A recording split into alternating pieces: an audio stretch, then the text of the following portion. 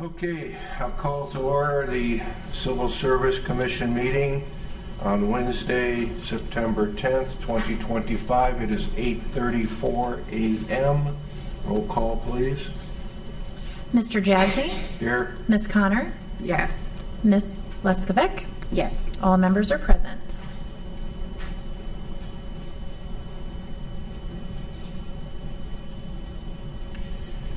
Okay, has the commission had time to review the July 9th minutes? And if so, do I have a motion to approve? Yeah. I have had a chance to review them, and I would make a motion to approve them. I second. Mr. Jazzy? Yes. Ms. Connor? Yes. Ms. Leskovic? Yes. Motion passes.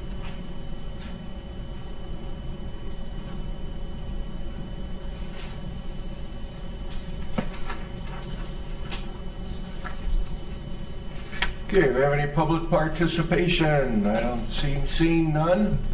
We'll move on to old business. Tammy, do we have any old business that you're aware of as far as from the last meeting? Because I don't see anything. I'm not aware of any. Okay. Under new business, we have a few items. We'll start with the request for the fire captain examination. Michelle, you emailed that big PDF to all of us, right? The commissioners, yes. The commissioners, right? Has the commission had time to read that lengthy whereas, who to, and I do have paper copies if you would like them. Here. I think I'd like to have one for our files, if not all three of us, obviously.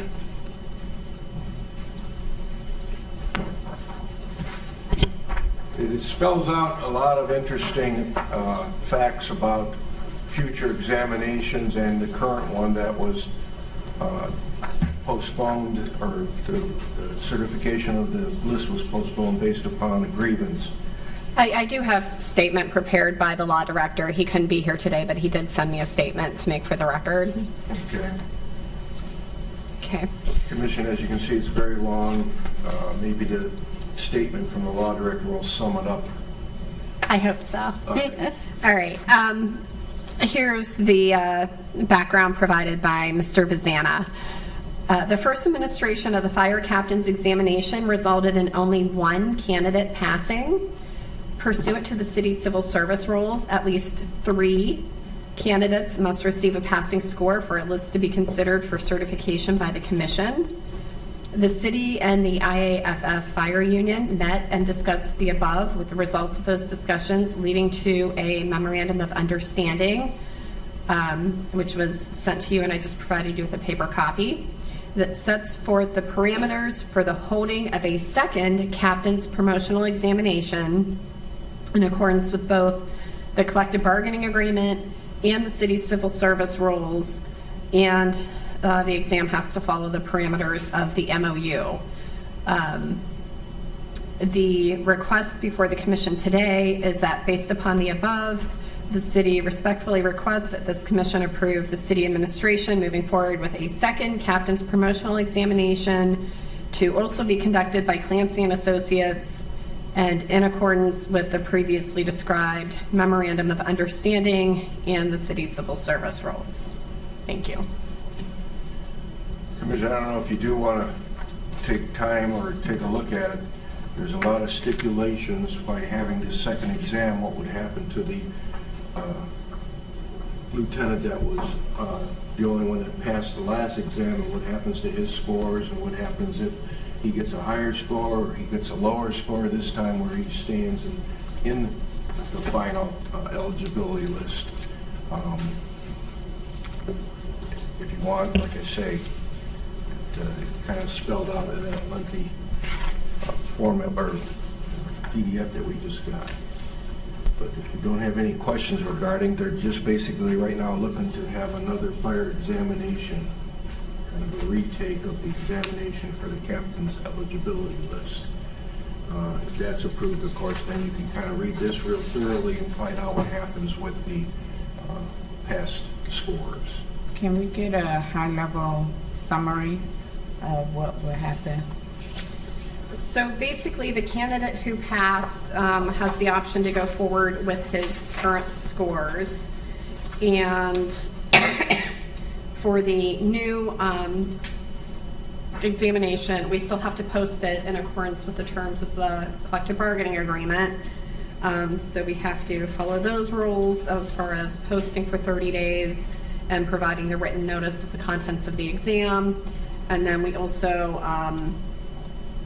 the union has requested to use different reading material on the leadership portion. Then for the oral assessment, we're trying to have the same panel of assessors to conduct the assessment. The lieutenant who passed, he'll be permitted but not mandated to take the written examination of the new exam, or he can let his current score stand. He will not retake the oral assessment when it's re-administered. I think that's about it. Chief, anything you want to add? The question I have, Tammy, and maybe I missed it when I read this thing yesterday, is okay, we do another exam, and what happens if we end up with the same scenario? One passes and the others don't. I can't speak on behalf of Mr. Vizana. I was not part of the negotiations of the MOU, and neither was the fire chief. So we don't know if that was discussed. I'm sorry, Mr. Vizana couldn't be here today.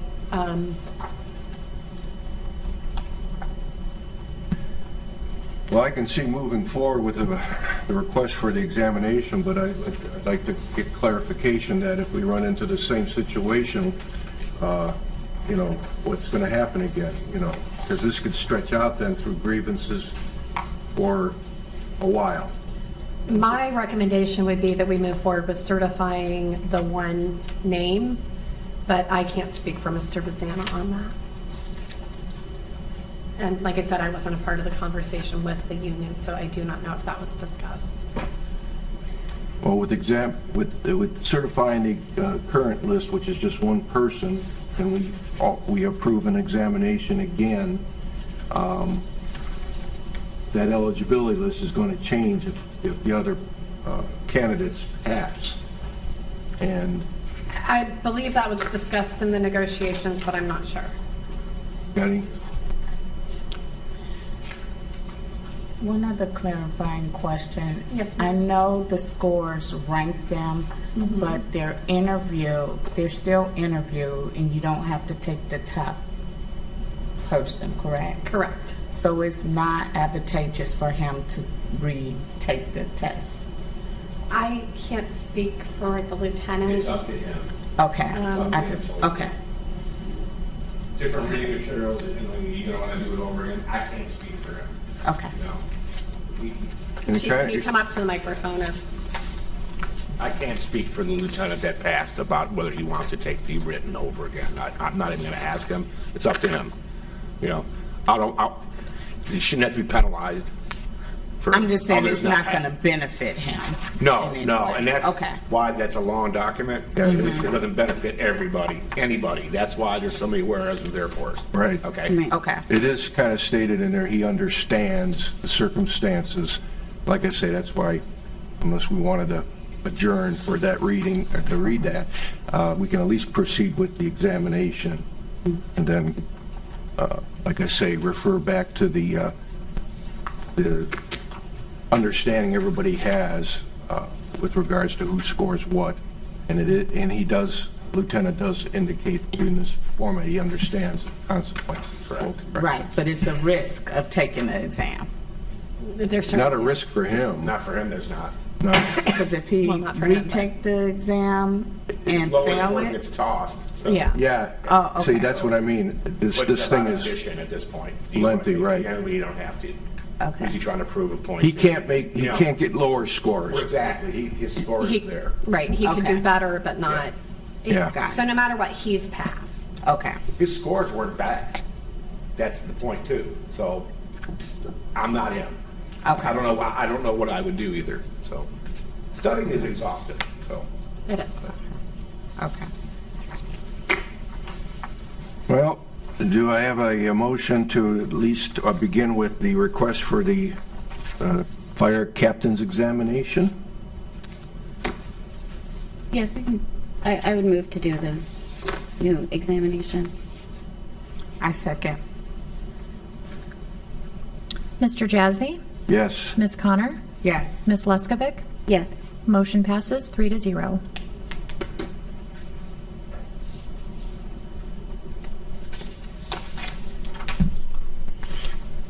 Okay. The next on the agenda would be the certification of the eligibility list, which again has the 3 candidates. There. Oh. Well, this is for the parent. Okay, gotcha. Thank you.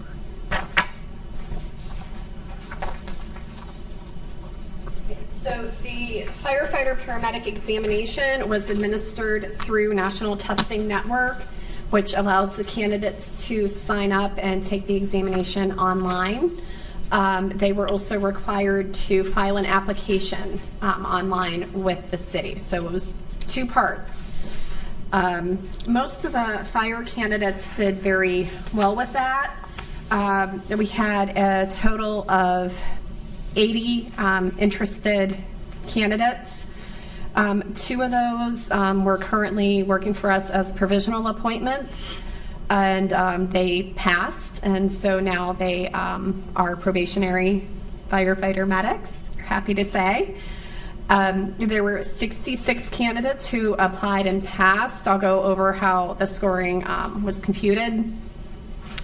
And then there were 2 that did not pass, and there were 10 candidates who passed but did not fill out an application.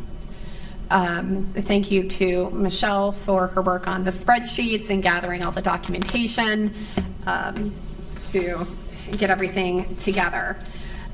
We computed the scores for this eligibility list the same way we did the last time that we administered the test through National Testing Network. Our civil service rules require us to go by raw scores. The calculation was that the human relations score, the mechanical score, the math score, and the reading score were totaled to get a total score and then divided by 4 using an Excel formula for the score averaged. The extra credit per civil service rules was then added in. That's military, part-time years of service with our fire department, and whether they have an associate's or bachelor degree, and whether they have an inspector certification. The total that each candidate could get in extra credit was 15%. So then the score averaged plus the extra credit total were used to determine the final score. If a candidate's extra credit total was over 15%, then that was adjusted so that they maxed out at the 15%. By adding the 4 scores together and going with the score averaged, that does allow us to have a greater number of passing candidates.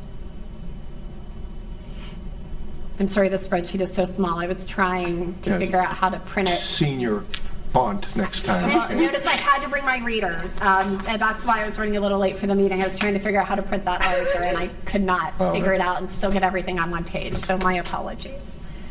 The last column at the end, Michelle didn't sort.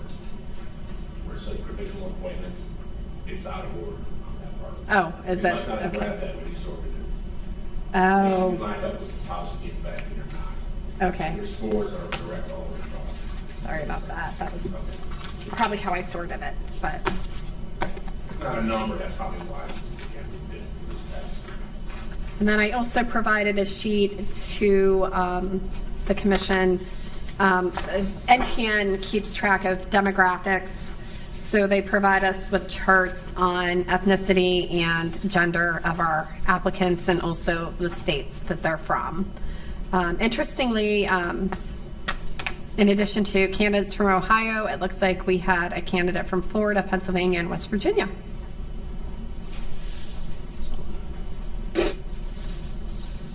Chief, what is your goal as far as the hiring of 3 openings? Start next year, so it'll be a very active list. We wrung out the last list. We hired many people off of it with retirements, promotions, and additional hires. So it's part of it's important that we're going to get to work right on this list actually, about getting interviews and doing background checks. Do you need me to stand up at the podium for that? It would help if you're in the microphone. Bring the mic down too, Chief. Here you go. For your last question, Joe, there are 3 openings currently.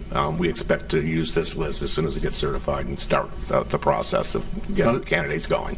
Is this going to increase the number, or is this? Yes, it's been a plan since I've taken over. The mayor approved it 2 years ago, actually, and we just haven't done it because of lists, expiring. And like I said, we expired the first list, and we hired our additional 3 off of there, and then the final 3 will be off of this list, and then support any other promotions or retirements that come along during the life of the list. So it'll be an active list. Commissioner, you have any other questions for Chief Bosco? No. Thank you, Chief. Well, I'd like to make the motion that we certify the fire eligibility list for the 2025 paramedic firefighter exam. Have a second. Mr. Jasny, Yes. Ms. Connor, Yes. Ms. Leskovic. Yes. Motion passes 3-0. And if I may, I know I'm not the next one, but since I'm standing here and I have to be somewhere and I have to leave here in like 10 minutes, can I move on to the request to administer the fire lieutenant exam, please? Sure. Sorry, Christina. Okay, if it's Well, since we're talking about the captain's exam, we have a lieutenant's exam. It's odd and even years. They do alternate. So Tammy especially has been working with Clancy. So I'm here to ask you to permit us and approve a lieutenant's examination to be held in early 2026. Like I said, some of the work has been done. Sticking with the same vendor, please. I have nothing but respect for that group. They're easy to work with, but we have to have another lieutenant's exam, so that's what I'm here asking you for. any questions for the chief on the lieutenant's examination, Commission? No. Is it exhausted or it's just It will expiring? be. It will be. It'll be expiring. So we're trying to. This is part of the CBA. Just keep them rotating. Okay. The collective bargaining agreement requires us to give a lieutenant's exam every other year and a captain's exam in between. So 2026 will be our year for the lieutenant's exam.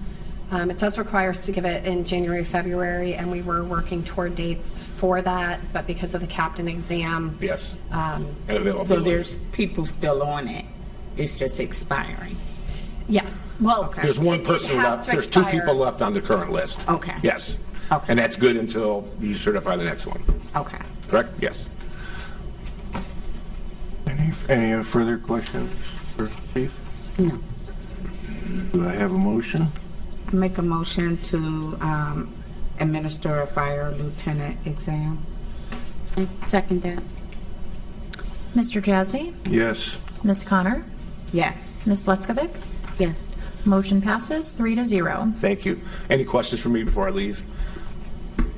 Thank you so much for your support. Tammy, thank you. Michelle, thank you.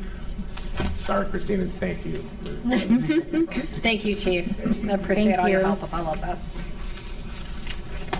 All right. The next item on new business is we have a request to use weighted scores rather than raw scores as set forth in the Civil Service Rule, number Roman numeral 10, Section A, to create the eligibility list for dispatch and to certify the dispatch eligibility list using the weighted scores. Does the commission, oh, we have it. papers, just full of papers today. I will explain the reason for the request. This one's a bit different than fire. So again, the city, as approved by the commission, used National Testing Network for the dispatcher exam, so we were able to offer it online. And a little bit of background on this one before I get to the substance of the request. On this one, we had 115 total interested. And when I say interested, I'm going to break that down like I did for fire. We had 64 people apply through our online application system, but did not take the exam through NTN. We had 5 people that did not apply but passed the exam. We had 36 who applied and passed if you grant the city's motion. And we had 10 people who failed even using the alternative calculation, and 5 of those did not go ahead and apply. So according to NTN, they kind of have a disclaimer on their website for the dispatch exam that it is a hard exam. And there are many components that are available for the dispatch exam through NTN. And NTN allows you to go in and set weights, and they also allow you to go in and set the minimum passing score. So for fire, which you just certified, it was easy. There were 4 components. You set those at 25% each, and our civil service rules require a raw passing score of 70. That was easy. We went in, set that, and we got the list that you just certified. However, because the dispatch exam is deemed by NTN to be very difficult, they recommend weighting the score. And Michelle and I and Chrissy Yakupovich went through different variations of how to try to set the scores to see how many people would pass. So if we did the unweighted, I've provided the commission with documentation showing the entire group of people who took the test would fail. So that is the list you have before you, showing that if we use the weights on the paper I provided you, which is the 3 main parts of the test: call taker, notes, and dispatch, assigning each of those 1/3 weight, setting the minimum passing score at the raw score for the different components, everybody failed. Which we were really excited about the number of people who applied and took the test. So we think it would be a shame to throw that all out. This would be the largest number of exam takers and applicants that we've had. I look back through HR files through 2017, and this would be our largest group that we've ever had apply and take the test. So what we're asking of the commission is that you vote to waive the rule requiring us to use the raw score and allow us to use the weighted score, which would give us the list that I've provided to you, which has a total of 36 people who would have passed and applied. And again, that's a significant number of the people for the eligible list for them to choose from. It's a better number than they've had in past years. So the raw score is taking a total percentage of what? The raw score is, well, essentially, there's nobody that did well enough on all the components to combine the scores and get them to a 70 raw score. All the test takers, there was some component that they didn't do well on to get their score up to that 70 at the raw score. If you look at the different breakdowns, we were only getting to a number of test takers who passed by going with the weighted score. And we spent several hours going through the different settings that we could try for weighting the scores to try and get to where we had. And NTN does recommend going with the weighted score for dispatch. It says it right on their disclaimer page. And when you changed it to a weighted score, how many passed? The 36 that also applied. Well, actually, that's what I was going through before. There were 36 that filled out applications and passed the exam. There were an additional 5 who would have passed the exam but did not fill out our application.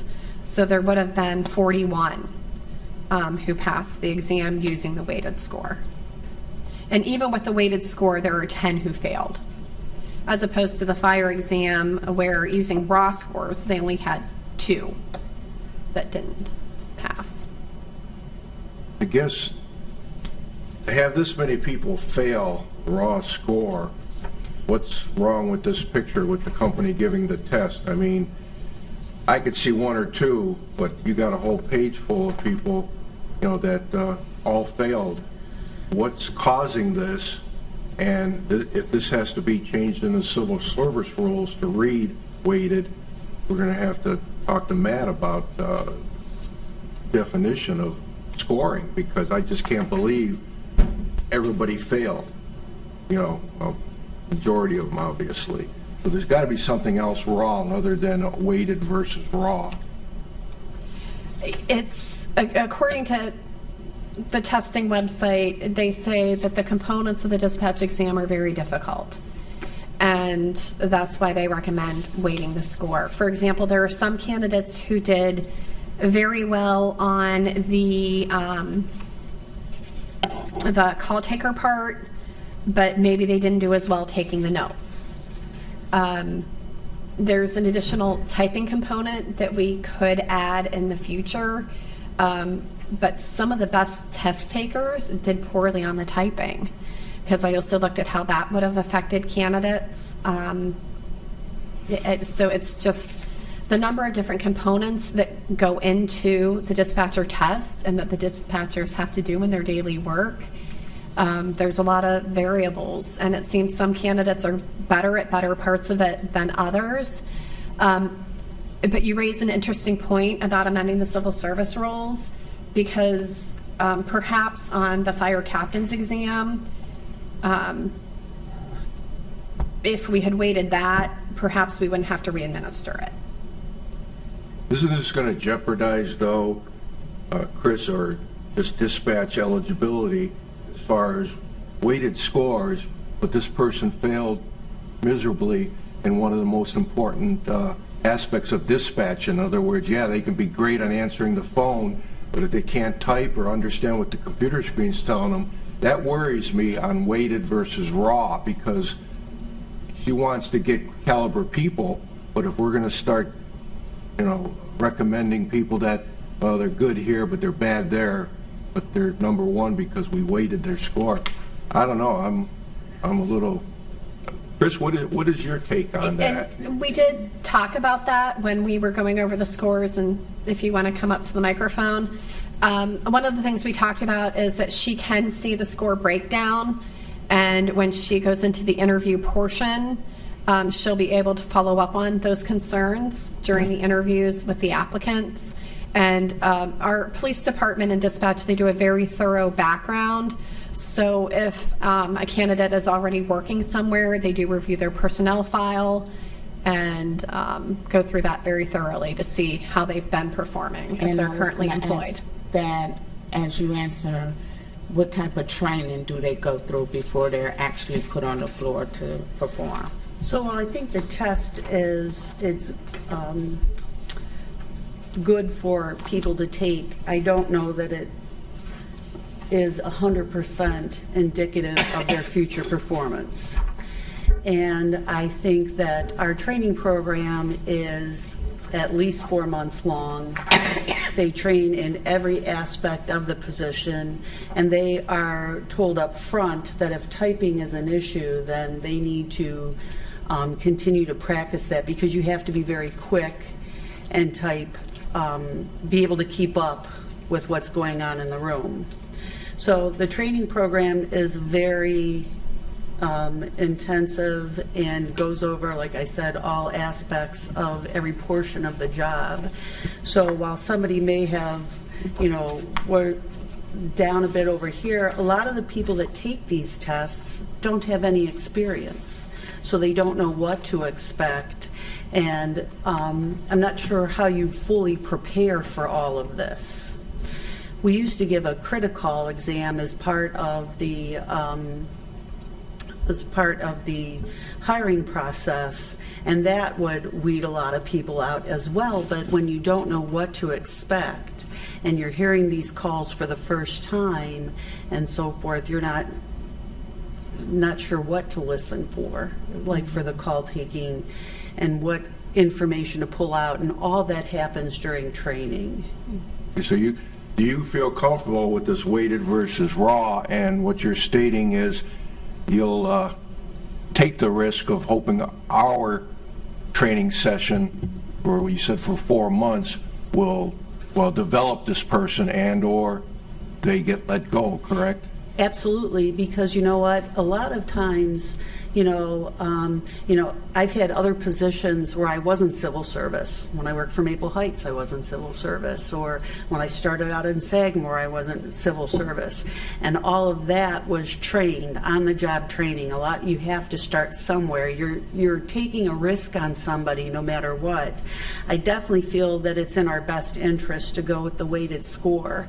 I would hate to see that these people, took the time, had the interest, and were just completely wiped off the list. We go through, our hiring process is incredibly thorough, and, we take on a lot and make sure that we're trying to pick the best candidates from the list. But I do think that these people deserve a chance to come through the process with us and a possibility of a job. During that 4 months, is that the probationary period, and how often are they evaluated, and is the evaluation a written evaluation where they could see the development? So every day of your training, you are observed, and it is documented. It's called a DOR, or Daily Observation Report. Okay. And the person sees that. It's gone over with by the trainer every day, and each person signs off on it, including myself. I read them, take a look at them as well. They're all kept in a book.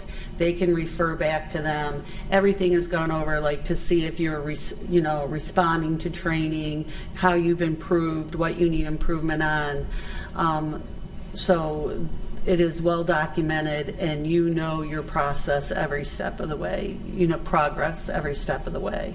What happens at the end of the 4 months if you feel like they haven't met the training, where you feel like they haven't met their, do they get let go, or do you extend their probation? What happens? So probation is for a year after you've hired. Okay. So even when you're off on your own, you're still not going to have the experiences of somebody who's been here 20 years. Okay. So, training and development are ongoing even when you're on your own. You're not going to work by yourself. You're going to have, people will continue to mentor you through your process. But in 4 months, if we feel we're having these conversations all along the way, so it's no surprise to the trainee and the trainer or myself. We continue to have conversation about progress. Mm-hmm. If somebody looks like they're on the edge of possibly making it, we will just extend training. Okay. So if somebody is close to being done, we've done it in the past, we've extended training. It's a lot of information. As one of the persons told me that was going through our training program and they decided not to continue, it's a lot of information. I knew it would be a lot of information. I just didn't expect it on so many topics. you know, because there is so much to know. And we do our best. Our trainers are top-notch, and to make sure that everybody feels confident and competent to go off and be on their own. But like I said, they are still mentored. Good. Commission, you got any other questions for Chris? No. Thank you, Chris. Thank you.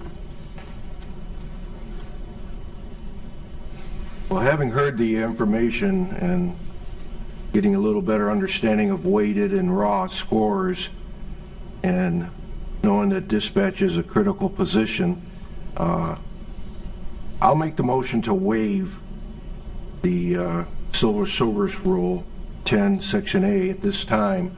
But I'd like it to be noted that I'd like Matt to research this to see if the Civil Service Rule should be totally rewritten or an addendum put on it to address this type of issue in the future. Okay. I'll have a discussion with Matt following the meeting. Thank you. Got a motion on the floor? Motion to approve. Mr. Jasny, Yes. Ms. Connor, Yes. Ms. Leskovic. Yes. Motion passes 3-0. Thank you. Okay. New business, we have a request to administer an alternative written exam for the equipment operator exam in lieu of the written exam approved at the commission's meeting on July 9th. Mr. Ski, would you please explain that? Actually, I'll address it for him, and then he's here to answer any Okay. questions. At the Civil Service Commission meeting on July 9th, 2025, Service Director Dennis Lebowski requested that the commission approve a request to conduct a promotional examination for internal candidates for the position of equipment operator. It was supposed to consist of a written examination and a practical performance test. When the service director made the request for the written examination to the commission, he noted on the record that they were going to administer the heavy equipment operator test from the Arizona Department of Education. Subsequent to the commission approving the service director's request, it came to our attention that if you do an internet search for the heavy equipment operator test from the Arizona Department of Education, the actual test can be located. And so the candidates could have accessed it online prior to us administering it. So in light of the written exam that was approved by the commission being able to be looked up on the internet by our candidates, we're respectfully requesting that the commission grant approval for an alternative written exam to be administered and scored for the internal posting for equipment operator.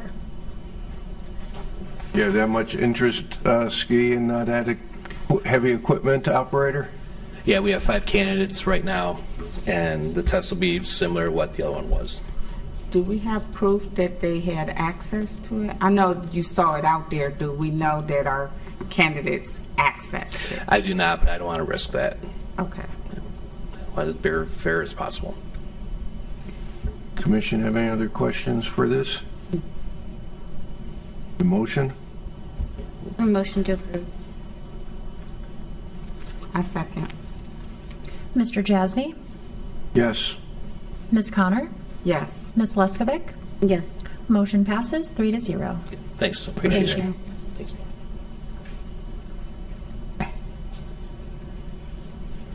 AI, I'll tell you. Okay, do we have any other new business? Mayor, do you have anything? So I do not, sir. Okay. Down to miscellaneous. We got anything lingering in miscellaneous, Commission? No. Damn, no, nothing? No, thank you. Okay, it looks like our next scheduled meeting date will be Wednesday, November 12th, 2025, 8:30 a.m. And do I have a motion to adjourn? I make a motion to adjourn. Second. Mr. Jasny, Yes. Ms. Connor, Yes. Ms. Leskovic. Yes. Motion to adjourn passes 3-0. 09:13 a.m. Thank you all for attendance today. Thank you.